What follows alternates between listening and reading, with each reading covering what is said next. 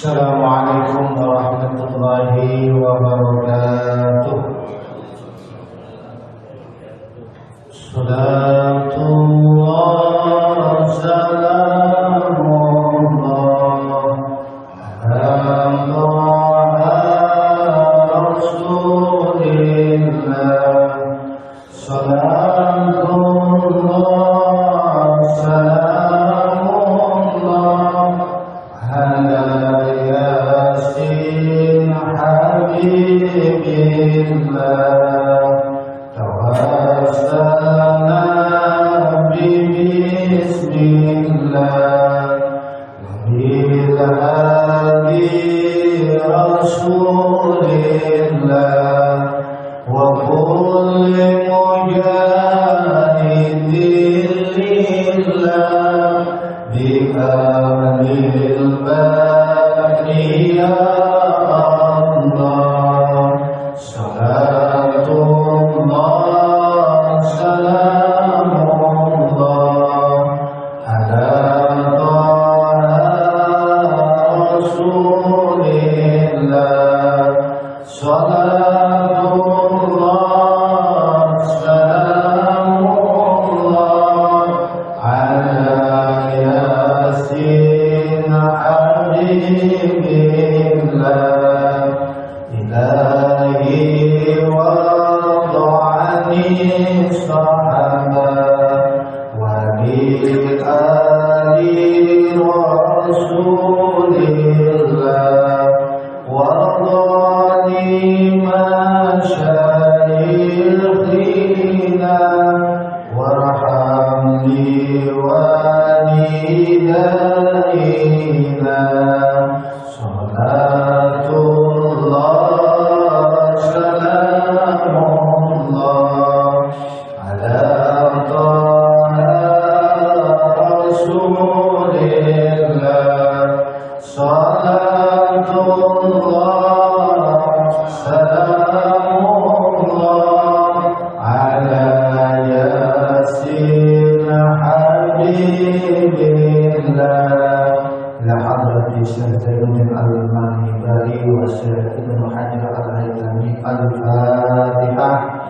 A'udzubillahi minasyaitonir rajim. Bismillahirrahmanirrahim. Alhamdulillahi rabbil alamin arrahmanir rahim maliki yaumiddin. Iyyaka na'budu wa iyyaka nasta'in ihdinas siratal mustaqim.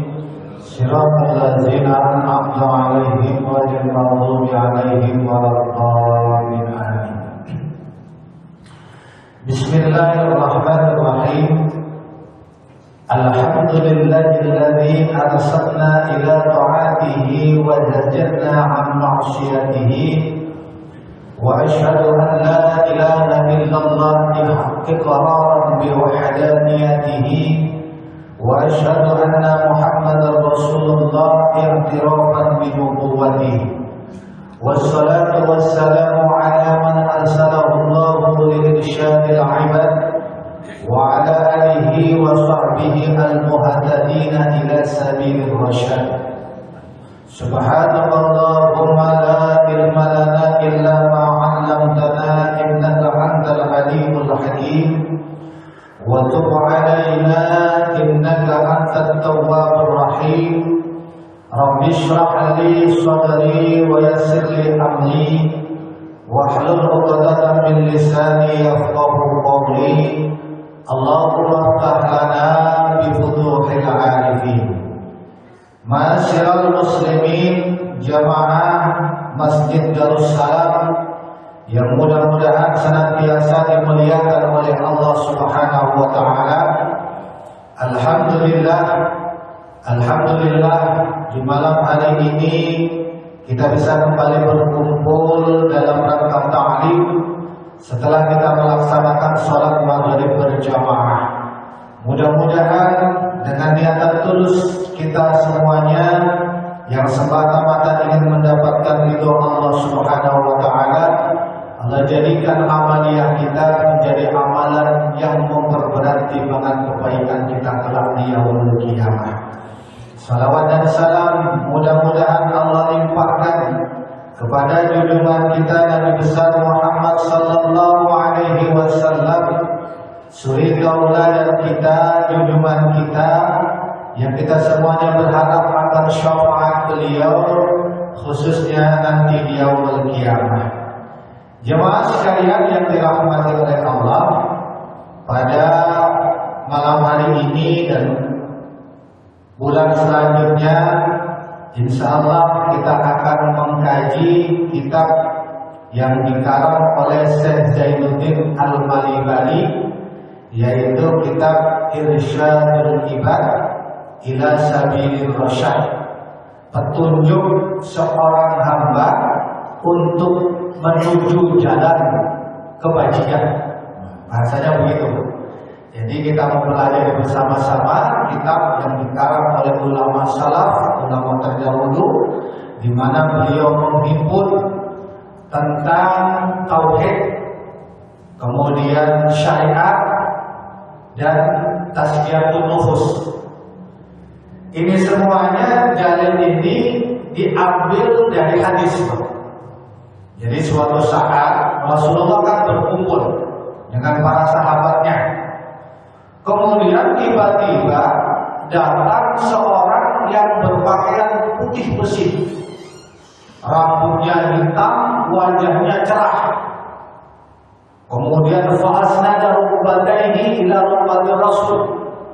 Kemudian lututnya disandarkan kepada lututnya Rasulullah Muhammad sallallahu alaihi wasallam.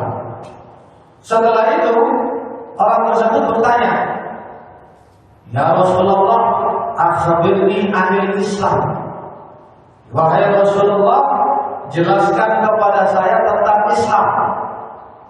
Islam itu apa ya Rasulullah? Bahasanya begitu kalau kita orang-orang mojok. Kemudian Rasulullah mengatakan, Islam adalah antasyhada an la ilaha illallah wa anna Muhammadar Rasulullah.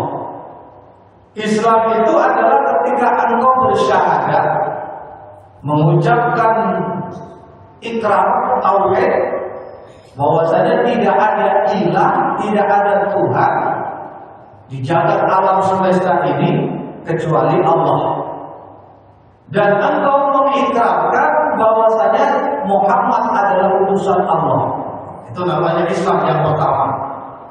Maka kita sebut dengan rukun Islam. Kita semuanya sudah Islam atau belum? Sudah Islam atau belum, Pak? Karena ada kelompok, ada di Bukit, Pak.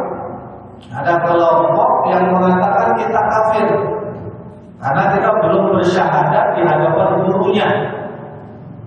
Padahal kita semuanya itu muslim dari kecil dan sudah mengucapkan kalimat syahadat. Kita sudah sering mengucapkan kalimat syahadat, ya kan, Pak? Kita sudah muslim dari kecil. Dalilnya apa, Ustaz? Dalilnya adalah hadis ucapan Nabi. Kullu mauludin yuladu 'alal fitrah. Setiap anak yang dilahirkan itu dalam kondisi suci. Islam adalah agama keselamatan, agama suci. Kita dilahirkan oleh orang tua kita yang muslim, berarti kita dalam kondisi suci.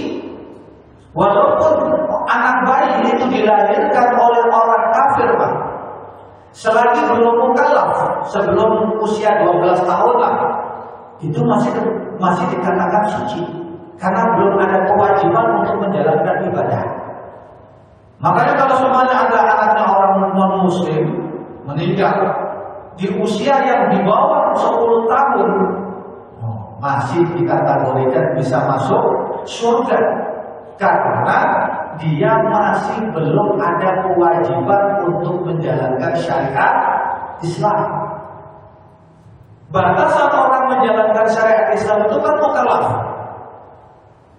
anak yang sudah bermimpi basah, laki-laki. Kalau perempuan, anak perempuan yang sudah haid, kan begitu. Sebelum itu masih suci. Maka dikatakan kullu mauludin yuladu 'alal fitrah. Sampai apa? Sampai mubalik, sampai balik, berakal dan balik mukallaf, sampai mukallaf. Maka anak-anak kita itu masih bersih, masih suci.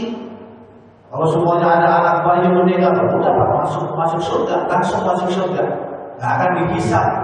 Karena awal dihisab seseorang itu adalah ketika mukallaf, yang laki-laki sudah mengeluarkan sperma, yang perempuan sudah mengeluarkan haid, itu baru diwajibkan menjalankan ibadah. Kalau sebelum itu belum ada kewajiban. Kita ini sudah muslim dari kecil, dan orang tua kita sudah mendidik kita menjadi muslim. Kok bisa kita dikatakan sebagai orang yang belum Islam? Ini penyimpangan terhadap ajaran Islam. Berarti kalau ada orang yang begitu, ajarannya menyimpang. Datang ke rumah bapak, ngajak kepada bapak untuk membaca syahadat, karena kita dianggap belum bersyahadat, ajarannya sudah menyimpang. Karena kita dari kecil sudah muslim. Ya, seperti cucunya Nabi Hasan Husain itu kan dari kecil. Kalau membaca kalimat syahadat, kita sudah sering membaca kalimat syahadat. Benar gak Pak? Islam, kamu membaca syahadat, kamu mendirikan sholat, maka seorang muslim harus mendirikan sholat, harus sholat. Kalau semuanya tidak sholat, paling ekstrim dalam hadis itu berupa, jadi perbedaan antara orang Islam dan orang kafir itu sholat. Kalau seumpamanya ada orang Islam nggak sholat, maka ulama-ulama yang sangat hati-hati dikatakan kafir. Paling tidak kufur secara syukur.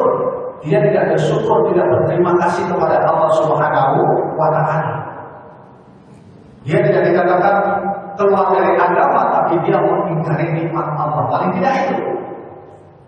Jadi kalau sebenarnya ada orang Islam nggak sholat, maka ada ulama yang mengatakan dia kafir. Makanya sholat itu adalah perbedaan antara seorang muslim dan orang kafir. Makanya kita harus sholat ya Pak ya. Dalam kondisi apapun harus sholat. Orang dulu dijajah aja sholat, kondisi sakit sholat. Karena sholat itu gak ada tebusannya Pak, kecuali sholat itu sendiri. Maka harus sholat itu harus dijaga. Kemudian apa kata Nabi? Engkau mengeluarkan zakat, zakat mal, zakat fitrah. Bapak-bapak punya uang lebih, perlu dizakati itu, lebihnya sampai berapa? Ya, di antara ulama yang mengatakan 80 gram emas atau 90 gram emas. Katakanlah 90 gram emas, 1 gramnya 1 juta, nanti paling tidak 90 juta dizakati. Bapak berdagang, jualan, modalnya 90 juta, nisabnya kan batasannya 90 juta. Katakanlah kita ambilnya 90 gram, 90 juta. Tahun depan menjadi 100 juta, ya dizakati. Bapak mulai berdagang bulan Januari depan baru dizakati. Bukan puasa Ustaz, enggak, kita memakainya Masehi, ya Pak ya, kalender Masehi. Kalau kita pakai kalender Hijriah ya kalender Hijriah. Kita zakati dalam 1 tahun ketika harta kita sesuai dengan takarannya, ukurannya, nisabnya, kita keluarkan zakat. Bapak mempunyai penghasilan 100 juta dalam 1 tahun, dalam 1 bulan katakanlah 9 juta, ya dizakati. Mempunyai gaji 90 juta dalam 1 tahun, dibagi aja 12, kira-kira 8 jutaan ya Pak ya. Gaji 8 juta, ya dizakati. Sebagian ulama mengatakan dizakati. Boleh nggak dicicil? Boleh dicicil. Dicicilnya bagaimana? Ketika dapat gaji, kita zakati 2,5%. Kalau 10 juta mungkin 250.000. Ya Pak, 250.000 kan? Benar kan? 250.000. Berarti kalau 8 juta ya 200-an lah. Boleh nggak zakat diberikan kepada saudara yang miskin? Boleh. Bapak punya saudara, Bapak zakati boleh. Kalau orang tua nggak boleh, karena itu tanggungan kita sebenarnya. Anak itu tanggungan kita, kecuali yang bukan tanggungan kita. Boleh kita zakat, asalkan dia tergolong dari fakir miskin. Nah, kita zakat. Pada saat puasa Ramadan, zakat Idul Fitri, kita zakat. Kita keluarkan sebagian harta kita untuk zakat Idul Fitri. Kita keluarkan. sesuai dengan mutu ukuran yang biasa kita zakati. Ada yang mengatakan harus pakai beras, ada yang mengatakan boleh pakai uang, terserah daripada kita ya Pak ya. Itu perdebatan ulama, perbedaan ulama.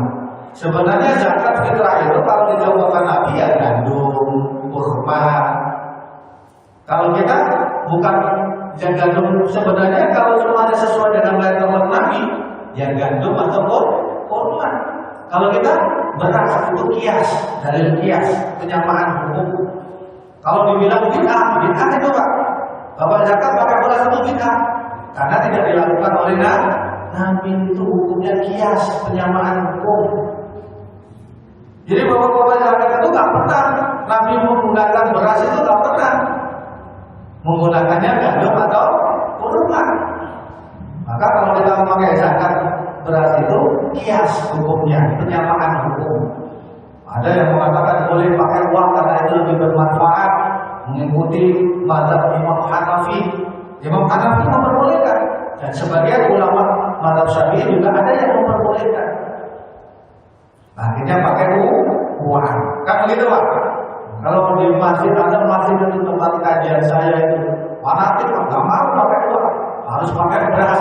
Ya silakan. Itu kan perbedaan pendapat di antara kita. Zakat. Kemudian untuk melakukan ibadah puasa. Kita di bulan puasa Ramadan kita puasa melakukan. Kemudian haji bila mampu. Ketika kita melakukan 5 hal ini, maka kita disebut sebagai orang Muslim. Dan pasti kita sudah melakukannya, insya Allah. Kemudian setelah bertanya demikian, orang tersebut mengatakan, "Shadaqta, benar engkau." Para sahabat bingung, ini orang tanya kok malah membenarkan. Akhirnya tanya lagi, "Akhbirni anil iman." Jelaskan kepada saya tentang iman. Iman itu adalah ketika engkau beriman kepada Allah, beriman kepada malaikat Allah. Yang ada 10 yang wajib kita ketahui. Hafal nggak Pak? 10 malaikat itu dari Jibril sampai Ridwan. Hafal nggak? Pasti hafal ya Pak ya, walaupun ngacak. Iman kepada malaikat Allah, kepada kitab suci Allah. Kita iman dari Taurat, Zabur, Injil, dan yang terakhir adalah Al-Quran yang kita pegang. Kita beriman. Beriman kepada Nabi dan Rasul Allah yang wajib kita ketahui 25. Hafal nggak Pak? Hafal nggak Pak? Insya Allah hafal ya Pak ya, walaupun ngajak dari Nabiullah Adam sampai Nabiullah Muhammad. Hafal Ustaz, walaupun ngajak nggak apa-apa, asalkan kita hafal. Beriman kepada hari kiamat. Hari kiamat nih. Hari kiamat itu hari apa Ustaz? Hari selain dunia, hari akhirat. Hari terakhir, hari selain di dunia. Kita kan mengalami beberapa fase. Yang pertama fase alam roh. Dulu kita diciptakan oleh Allah di alam roh. Alastu bi rabbikum, kata Allah, bukankah saya itu Tuhan kalian? Kita menjawabnya, qalu bala syahidna. Benar ya Allah itu adalah Allah kami. Kita diciptakan di alam roh. Nah ingat Ustaz, nah ingat orang kita di alam yang kedua, alam kandungan kita juga enggak. Nah ingat. Ingat bapak-bapak sekalian pada saat dikandung ibu kita. Ingat enggak Pak? Pada saat kita dikandung ingat enggak? Enggak ingat. Baru kemudian kita di alam dunia. Setelah itu alam akhirat, hari kiamat, hari ditegakkan amal kebajikan. Dimulai dengan kematian, alam barzakh. Maka alam barzakh itu adalah alam pertama menginjak alam akhirat. Kalau kita berbicara masalah kematian, agaknya kita ngeri ya Pak ya. Benar gak? Masya Allah, banyak saudara-saudara kita, teman-teman kita yang sudah dipanggil oleh Allah Subhanahu wa Ta'ala. Kemarin tanpa kita sadari Pak Atmo, ya kan? Sudah dipanggil oleh Allah dalam usia 60 tahun. Kemarin guru saya juga meninggal di usia 64 tahun. Ternyata usia kita itu adalah usia yang kritis Pak. Maka gak ada kesombongan yang bisa kita pakai. baju sombong nggak bisa kita itu sombong di muka bumi ini. Sampai kita menjelekan orang nggak bisa. Kita mau jadi apa nggak bisa kita sombong. Apalagi jadi ustaz nggak akan bisa kita sombong Pak. Makanya harus kita senantiasa tawadhu, rendah hati menghadap kepada Allah Subhanahu wa Ta'ala alam akhirat. Kemudian kita percaya adanya takdir, baik itu takdir yang baik maupun takdir yang buruk. Takdir itu apa? Ketetapan Allah yang terjadi sekarang ini. Bahwa sekarang ngaji ini hari Ahad, dari Sabtu malam Ahad ngaji di Darussalam. Itu sebelumnya sudah ditulis oleh Allah dan sekarang sudah terjadi, sudah menjadi ketetapan Allah. Sudah ditetapkan oleh Allah. Oh, Bapak ini ngaji di Darussalam supaya mendapatkan ilmu agama. Nah, kita harus beriman. Sekarang kita menjadi sekarang ini, yang sekarang kita jalankan dalam kehidupan ini sudah ditakdir oleh Allah. Allah ditetapkan oleh Allah. Dulu namanya qada. Qada itu ditulis oleh Allah. Nanti orang ini akan hidup di pojok gede, ditulis oleh Allah. Kalau sudah terjadi namanya takdir. Kalau qada bisa dirubah Ustaz, bisa dengan doa kita. Maka dalam doa kunut itu kan ada doa kan, Allahumma adina fi man hadait wa afina fi man afait wa tawallana fi man tawallait wa barik lana fi ma atait wa qina bi rahmatika syarra ma qadait. Lindungilah ya Allah kami dari kejelekan qada-Mu. Katakanlah kita ada yang ditulis nanti akan jatuh ke lubang. Kita berdoa kepada Allah, jangan sampai saya jatuh ke lubang ya Allah. Akhirnya dirubah oleh Allah dan jadi jatuh. Itu tulisan qada. Makanya ketika kita mau baca doa kunut itu mau baca doa supaya kita tidak ditakdir yang jelek. Itu Pak ya. Qada dan qadar. Qada itu tulisan Allah, rencana Allah. Kalau qadar itu takdir yang sudah ditetapkan. Kita harus beriman itu semuanya adalah takdir Allah. Semua yang terjadi adalah takdir Allah. Harus beriman. Kedua hal tersebut, Islam itu mempunyai ilmu, ilmunya namanya fikih atau ilmu syariat. Kalau akidah, ilmunya namanya ilmu. Kalau iman, ilmunya namanya ilmu akidah atau ilmu tauhid. Nah, akidah kita mayoritas ulama orang-orang Ahlus Sunnah wal orang-orang Indonesia adalah Ahlus Sunnah wal Jamaah.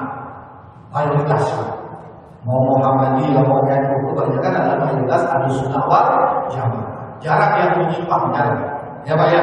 Alhamdulillah kita ditakdirkan di Indonesia menjadi orang-orang pengikut Ahlus Sunnah wal Jamaah. Kalau fikih syariat tadi ada imam 4, Hanafi, Maliki, Syafi'i, Hambali. Ya kan? Benar nggak Pak? Nah, mayoritas di Indonesia adalah Syafi'i, ada yang Hambali. Ini adalah sudah ketentuan Allah, sudah dalam proses di mana kita itu mengamalkan amalan yang diamalkan oleh para ulama-ulama terdahulu dalam hal syariat. Makanya kalau kita berbicara masalah syariat Islam, kita semuanya itu sudah menjalankan syariat Islam. Bapak-bapak itu sudah menjalankan syariat Islam. Memang syariat secara pidana belum kita laksanakan secara sempurna. Tapi kalau syariat secara umum kita sudah menjalankan. Sholat kita jalankan, mengeluarkan zakat kita laksanakan, puasa kita laksanakan, haji ketika mampu kita laksanakan. Kita sudah melaksanakan syariat Islam. Memang secara pidana belum kita lakukan. Pidana itu seperti apa Ustaz? Membunuh, kemudian dikisos, dibunuh, dipancung. Kalau di Arab Saudi kan begitu. Mencuri, dipotong tangannya. Berzina, kalau masih perawan berjaga dicambuk 100 kali, diasinkan. Kalau sudah menikah, dirajam sampai mati, dilemparin batu. Itu yang belum dilakukan. Namun secara umum kita sudah melakukan syariat Islam. secara pidana memang belum. Jadi negara kita ini memang negara yang unik, Pak. Bukan negara Islam tapi menjalankan syariat Islam. Sholat ditentukan waktunya, yang menentukan siapa Departemen Agama. Bukan begitu, Pak? Jam sekian, jam sekian. Itu hasil daripada ulama-ulama yang ada di Departemen Agama. Kita membayar zakat juga ada ketentuannya. Siapa para ulama? Di Basnas ada. Kalau Muhammadiyah Lazismu, kalau NU Lazisnu. Kita mengeluarkan zakat. Benar nggak? Pemerintah yang memfasilitasinya. Puasa awal Ramadan ditetapkan sidang isbat. Ini loh hari puasa, kan begitu? Nah, secara tidak langsung kita sudah menjalankan syariat Islam sebenarnya. Cuma hukum pidananya yang belum sempurna. Jadi kalau iman itu ilmunya akidah, kalau Islam ilmunya syariah atau ilmu fikih. Kemudian setelah bertanya tentang iman, orang tersebut mengatakan, "Shadaqta, engkau benar." Benar engkau ya Rasulullah. Orang-orang jadi bingung. Dia habis bertanya kepala membenarkan. Akhbirni anil ihsan. Kemudian yang selanjutnya, jelaskan kepada saya tentang ihsan. Apa ihsan itu? Kata Rasulullah, anta ma'budallah ka'annaka tarah fa illam takun tarah fa innahu yarah. Ketika engkau beribadah kepada Allah, engkau merasa melihat Allah. Kita pernah melihat Allah kan? Pernah melihat Allah? Belum, ya. Nanti ketika nanti di surga kita belum bisa melihat Allah. Insya Allah. Kita termasuk ahli surga atau ahli yang lainnya, Pak? Ahli surga atau ahli yang lainnya, Pak? Insya Allah ahli surga. Selagi kita beribadah kepada Allah tidak maksiat, kita termasuk ahli surga. Insya Allah. Ya masa iya sih Pak, segelintir kita ini dari jumlah mungkin waringin yang hadir di masjid di musola berapa sih? Paling banter 100 orang kalau pengajian begini. Paling ya banyak ya 30 orang itu sudah banyak. 30 orang, 40 orang itu sudah banyak pengajian. Di antara 4.000 orang. Kalau 40 berarti berapa persennya? Berapa persennya di antara 4.000 orang?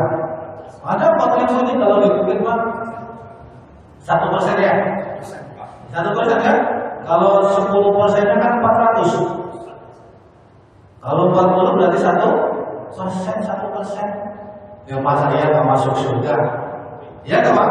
Insya Allah. Setelah kita jangan sombong, jangan hasud, jangan dengki, jangan iri, jangan mengambil hak orang, jangan lurus insya Allah.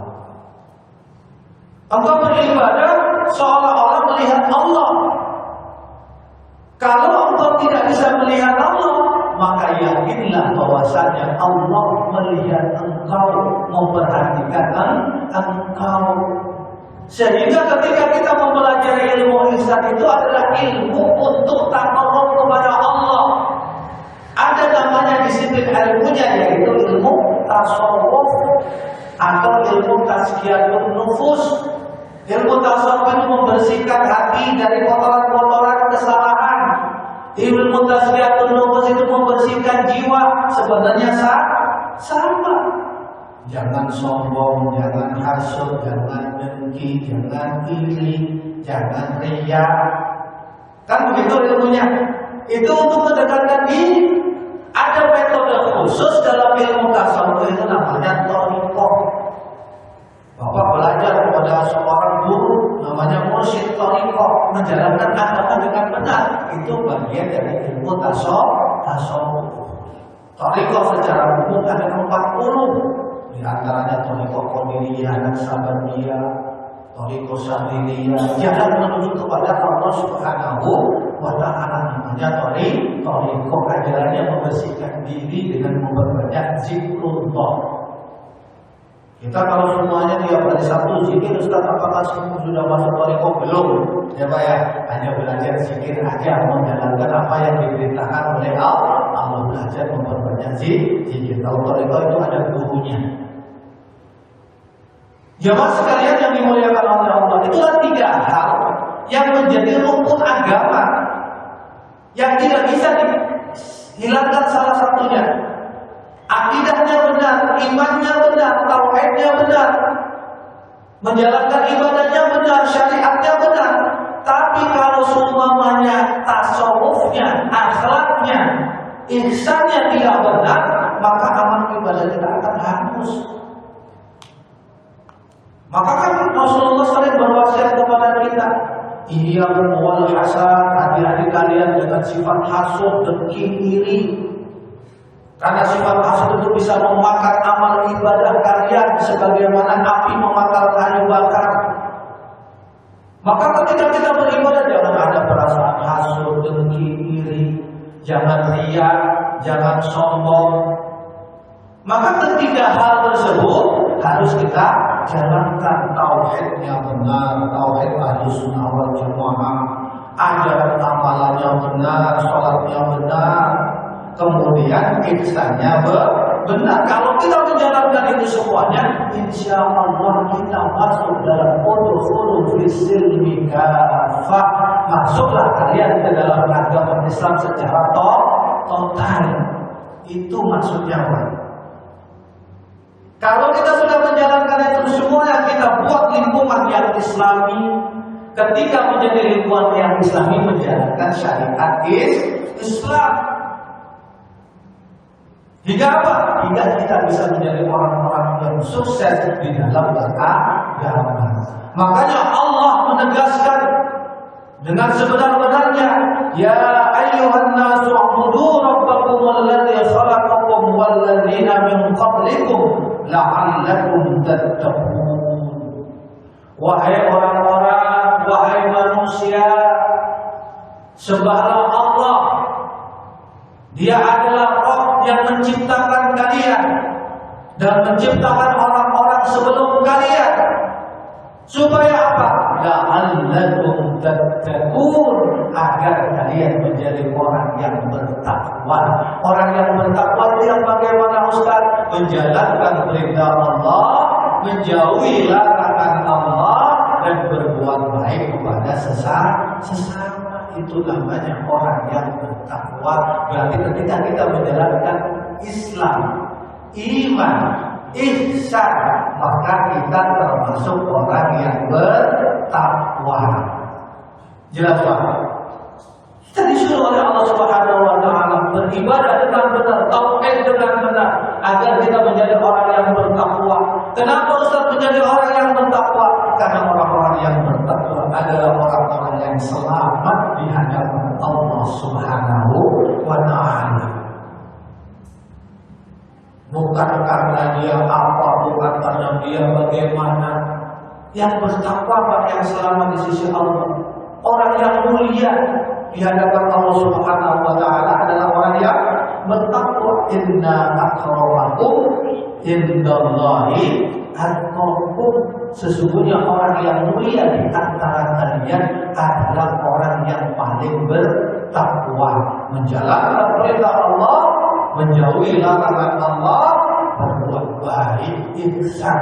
Ketika iman sudah benar, Islam sudah benar, maka ihsan juga benar. Ketika kita menjalankan itu semuanya, insya Allah termasuk orang-orang yang bertakwa.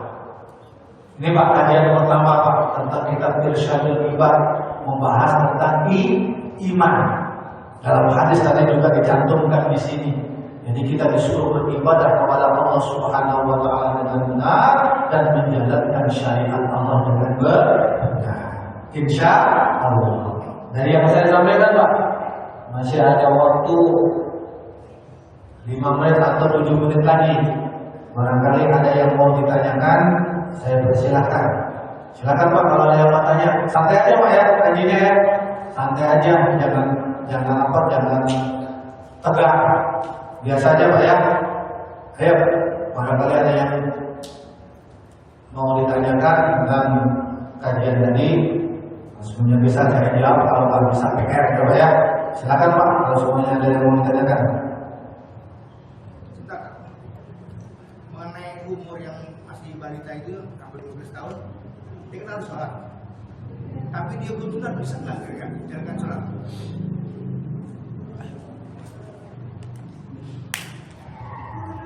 Nggak sunat, sholat boleh nggak boleh. Memang kita disyariatkan sunat untuk menghilangkan kotoran yang ada dalam mulut itu kan Pak ya. Yang ada dalam mulut itu kan ada najisnya, pipis ada mulutnya, pipisnya masih ngembang di situ. Kadang-kadang ketika pagi pasti ada kayak daki gitu kan. Itu yang najis, boleh. Tapi kalau orang tuanya paten, mulutnya ditarik, gitu kan biar pipisnya benar. Kalau semuanya orang sholat belum usia mukallaf, belum 12 tahun lah kata saja ya Pak ya. Kalau perempuan 10 tahun, belum usia haid, belum usia mengeluarkan sperma, sholatnya bagaimana? Pahalanya akan diberikan kepada kedua orang tuanya yang sudah mengajarkan. Ya Pak ya. Nah, kebatasan wajib orang itu sholat ketika sudah mukallaf. Kalau belum mukallaf dia masih suci, tapi kita perlu mengajari anak-anak kita untuk sholat. Maka dalam hadis kalau anak usia 10 tahun belum sholat, maka kita boleh untuk memungkulnya. Memukul dalam artian mendidik, boleh. Bukan memukul menyakiti, ya Pak ya. Memukulnya dalam artian mendidik. Jadi kalau semuanya anak belum usia balik sholat, nggak apa-apa, bagus. Pahalanya untuk kedua orang tuanya yang sudah mengajarkan. Ya Pak ya. Ada yang mau tanya Pak? Silakan.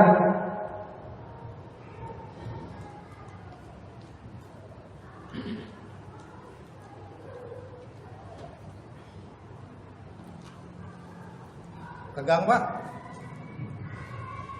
Silakan Pak kalau mau tanya. Ya silakan Pak. Ayo silakan.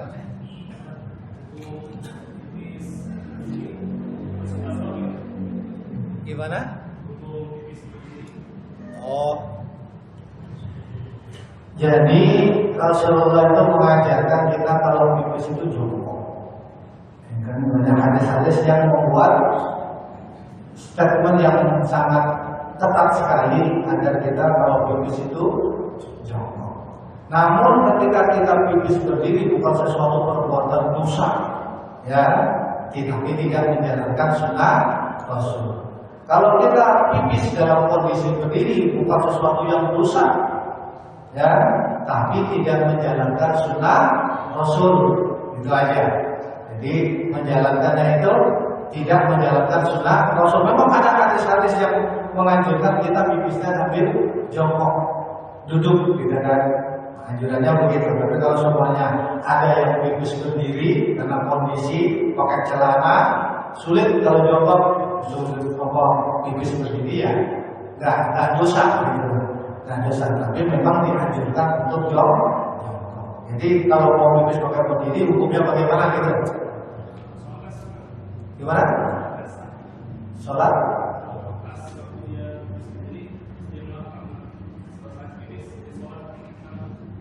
Bisa nggak ya bisa. Kita pipis berdiri, kemudian habis itu melaksanakan sholat ya nggak apa-apa, nggak ada hubungannya. Yang jadi permasalahannya adalah penekanannya adalah cara membersihkannya, cara mensucikannya burung kita. Maka para ulama menganjurkan ketika kita pipis, kita suruh untuk menekan ini bawahnya sambil kita batuk, biar apa? Biar tuntas. Karena kadang-kadang ketika kita itu sholat, seolah-olah ada yang netes, benar nggak Pak? Apakah hanya saya saja? Benar nggak bapak-bapaknya? Merasakan begitu nggak? Seolah-olah ada yang netes. Bagaimana ini Ustaz? Seolah-olah ada yang diperiksa. Kalau diperiksa netes ya najis. Kalau kena pakaian ya harus disucikan, dibersihkan. Nah kan gitu lah. Tapi kalau semuanya nggak netes ya enggak. Jadi kalau semuanya orang pipis berdiri kemudian dia sholat, bagaimana hukumnya? Gitu kan? Hukumnya tidak apa? Nggak dosa.